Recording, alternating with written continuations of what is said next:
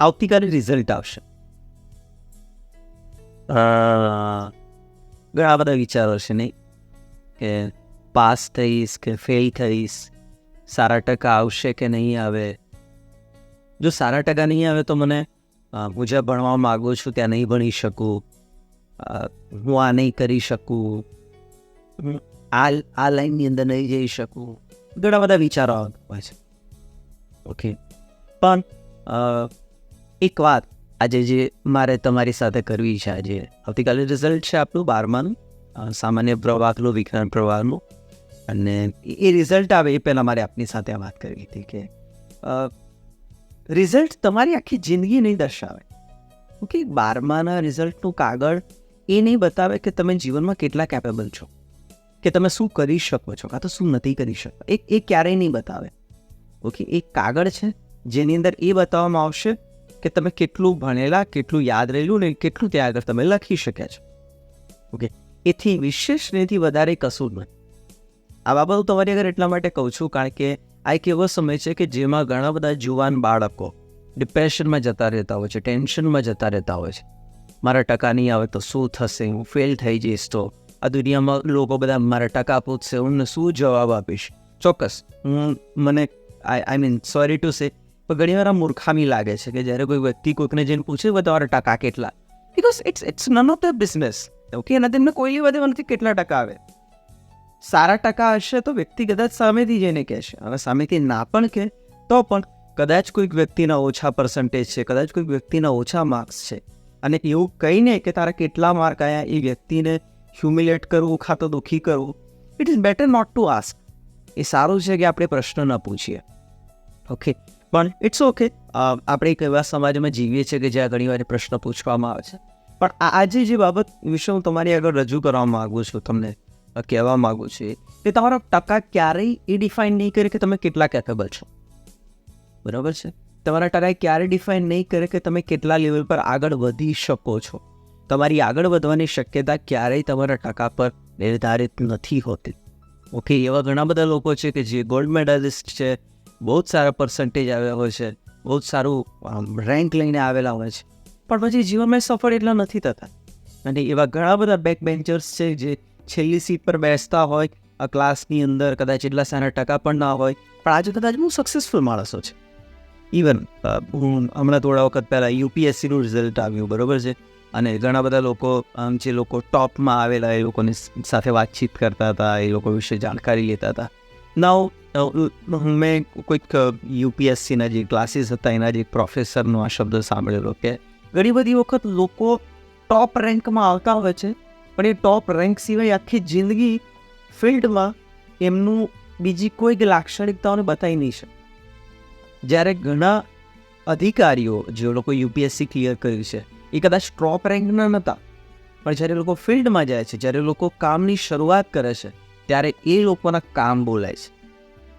એ લોકોની જે શ્રેષ્ઠતા છે ને એ એમનું જે કામ છે એના પરથી રજૂ કરવામાં આવે છે કે આ લેવલ પર એમણે કામ કર્યું છે.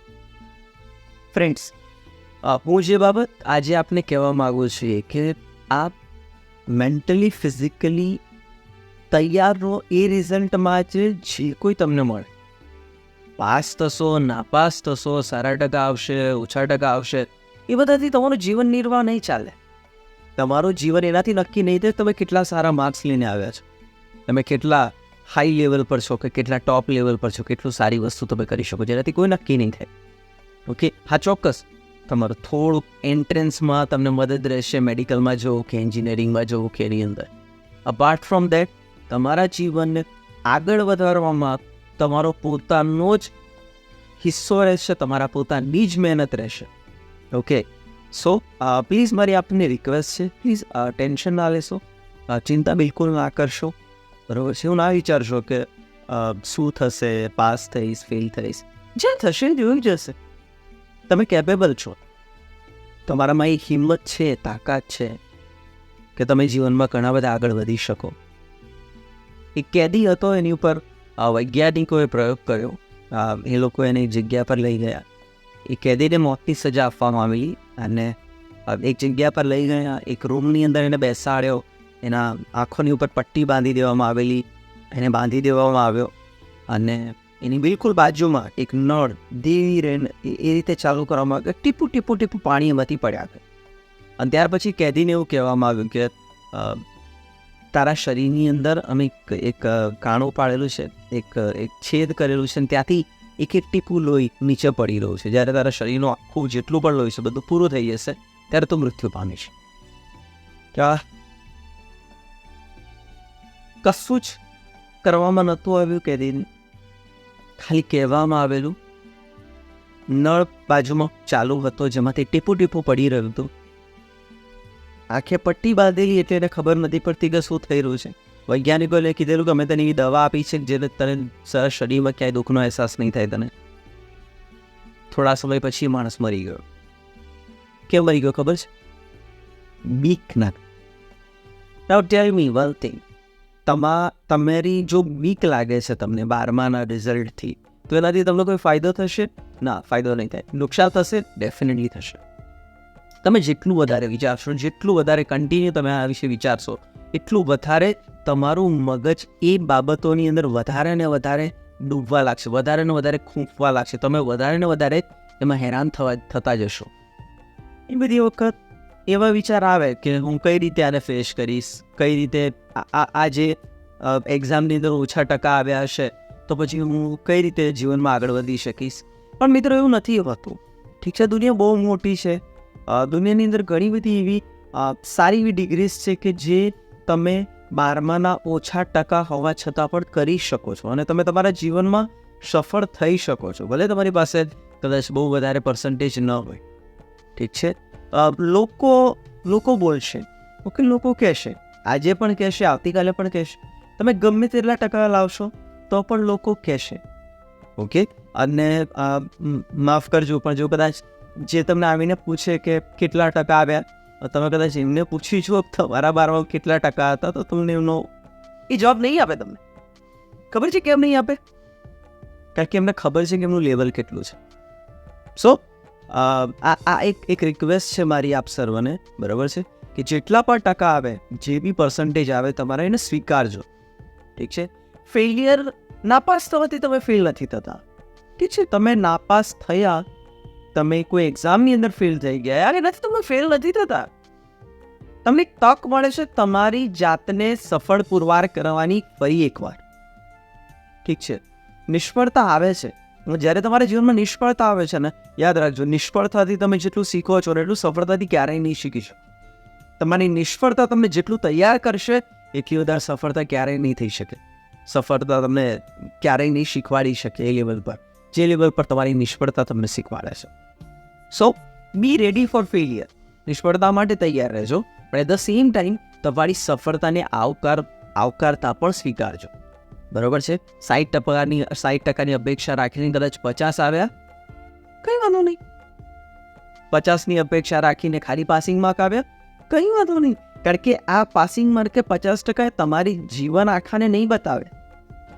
ઓકે, મારા એક વિડીયોની અંદર મેં શબ્દ વાપરેલો કે તમે આઈપીએસ અધિકારીને જઈને પૂછો છો કે તમારા 12માં કેટલા ટકા હતા, કે આઈએએસને જઈને પૂછો છો કે તમે કેટલું સારું સ્કોર કરેલું તમારા 10માં.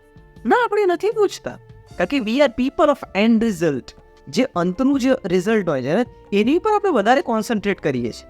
અને એટલા માટે મિત્રો હું આપની સાથે આ વાત કરી રહ્યો છું અત્યારે. ગુજરાતીમાં આ વિડીયો એટલા માટે બનાવ્યો કારણ કે ગુજરાતની અંદર આવતીકાલે જ્યારે રિઝલ્ટ આવે એ પહેલાં આજની નાઇટ કદાચ કતલની નાઇટ હશે. ઓકે, બધા જેટલા પણ વિદ્યાર્થીઓ છે, જે લોકોએ 12માની એક્ઝામ આપી છે, તમે ઘણા બધા વિચારો લઈને બેઠા છો. શું થશે, કેવું આવશે રિઝલ્ટ, કેવું આવશે, પાસ થવાશે, ફેલ થવાશે, જે કંઈ આવશે તમારા સારા માટે હશે. જે કોઈ બાબત આવશે તમારા સારા માટે હશે. કારણ કે યાદ રાખજો કે દુનિયાની અંદર, અથવા તો ચલો ગુજરાતની વાત કરીએ, બરાબર, ગુજરાતની અંદર બધા એન્જિનિયર નથી બનતા, બધા ડૉક્ટર્સ નથી બનતા. ઠીક છે, દરેક વ્યક્તિ અલગ અલગ ફિલ્ડ્સમાં જાય છે, અલગ અલગ ફિલ્ડને માટે બનેલા હોય છે. અને આપ જે ફિલ્ડમાં બનેલા છો, જે કુશળતા તમારામાં છે, ઓકે, દુનિયાનો કોઈ વ્યક્તિ એવું ના કહી શકે કે એનામાં કોઈ કુશળતા નથી.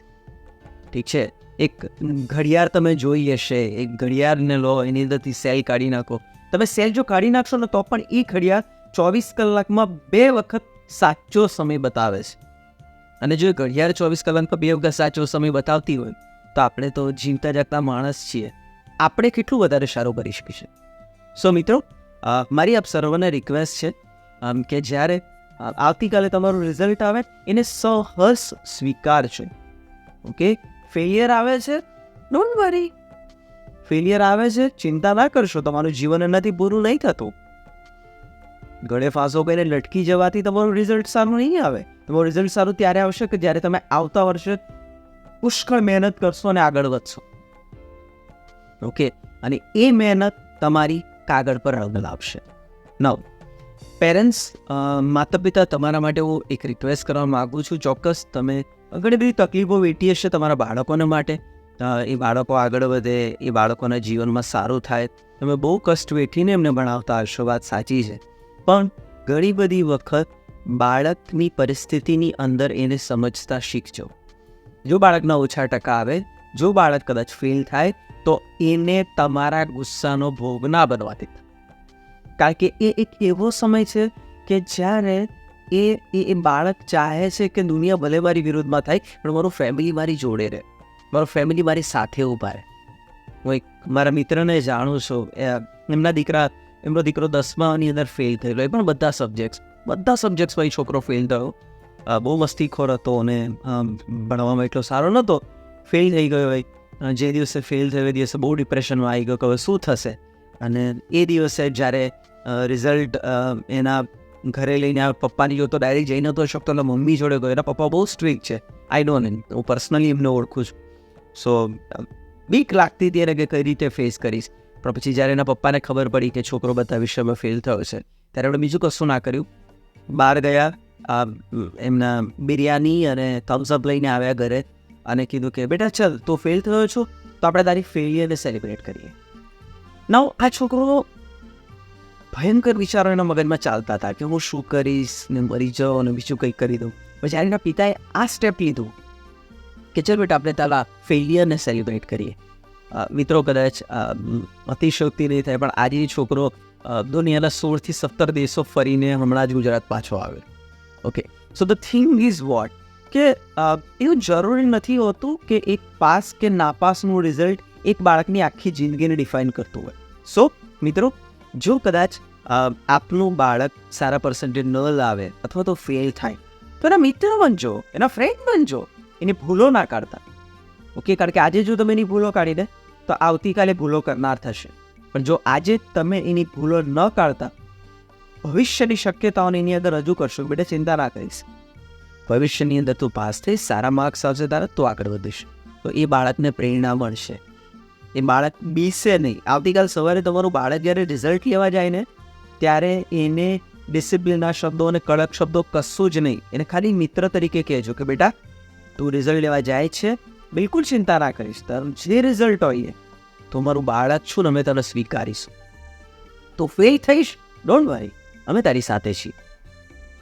દુનિયા ઊભી રહે કે ના ઊભી રહે, પરિવાર તરીકે તમે તમારા બાળકની સાથે ઊભા રહેજો. જો તમારું બાળક તમારી જોડે આવીને એમ કહી શકતું હોય ને કે પપ્પા મને માફ કરો, કે મમ્મી મને માફ કરો, હું ફેલ થયો છું, કે મારા ઓછા ટકા આવ્યા છે, ઓકે, સ્વીકારી લેજો. કારણ કે એનામાં એ હિંમત આપશે કે આવતીકાલે વધારે આગળ વધે. તમે જો એને મારશો કે ઝઘડશો કે બોલશો કે એને દુનિયાભરના શબ્દો કહેશો, તો પ્લીઝ તમે એને ગુમાવી દેશો. કારણ કે એના માટે એ બાબત ઘર કરી જશે કે મારા માતા પિતા માટે મારા કરતાં વધારે પર્સન્ટેજની કિંમત છે. સો ફ્રેન્ડ્સ, તમારા જે મિત્રો છે, તમારા જે પરિવારના લોકો છે, એમને પણ એન્કરેજ કરજો જો એમના બાળકો આ રીતે 12માની એક્ઝામ્સની આવતીકાલે રિઝલ્ટની રાહ જોઈ રહ્યા હોય. એટ ધ સેમ ટાઈમ બીજી એક નમ્ર વિનંતી છે બધા જ મિત્રોને, પ્લીઝ કોઈ પણ 12માના સ્ટુડન્ટને મળો ને તો ટકા ના પૂછતા. ઓકે, એમને જો કદાચ કહેવું હશે તો લેટ ધેમ સે. ઓકે, આપ એને પૂછીને સારા માર્ક્સ આવ્યા હશે તો પરમેશ્વરનો ધન્યવાદ, બહુ સારું કહેવાય. પણ કદાચ જો ખરાબ આવ્યા હોય તો એ વ્યક્તિને જે દુઃખ થશે ને એ દુઃખ તમે નહીં સમજી શકો. સો આપ સર્વને વિનંતી છે કે આ બાબતનું ધ્યાન રાખશો. અને મિત્રો, all the best for the result, અને ડોન્ટ વરી, જે કંઈ થશે તમારા સારા માટે થશે. Thank you for watching my video. God bless you all.